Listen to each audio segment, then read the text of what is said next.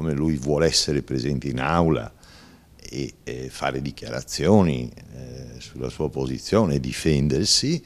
Qualcuno a Roma lo ha ascoltato e il presidente di turno della Camera, Simone Baldelli, poco fa ha annunciato lo slittamento del dibattito sulla richiesta di arresto di Giancarlo Galan.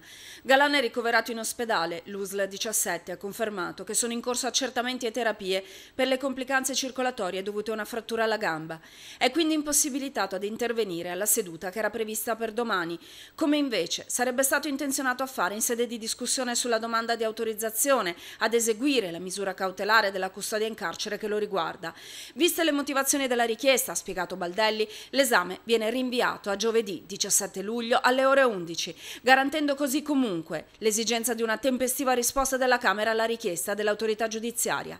Nel frattempo, i suoi legali presenteranno la documentazione sanitaria con una consulenza medico-legale per chiedere invece dell'arresto la custodia cautelare ai domiciliari. Chiederemo la conversione della misura. Riteniamo poi insomma, che questa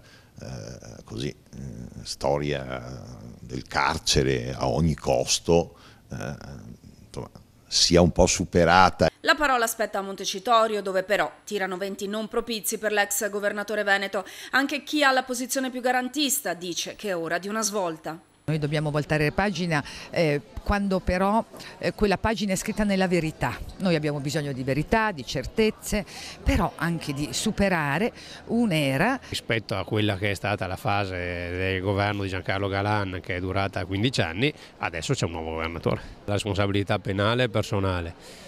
E poi ci saranno le indagini che accerteranno se e chi è responsabile di cosa. Con la sua fondazione Ricostruiamo il Paese, proprio Tosi riunisce le frange del centrodestra per avviare un vero processo di rinnovamento. Dopo 20 anni di leadership di Berlusconi, che adesso è oggettivamente superata, è qualche anno che è superata, si deve appunto ricostruirlo per non perdere le elezioni in maniera sistematica. Su tutto però resta l'obbligatorietà di nuove norme anticorruzione.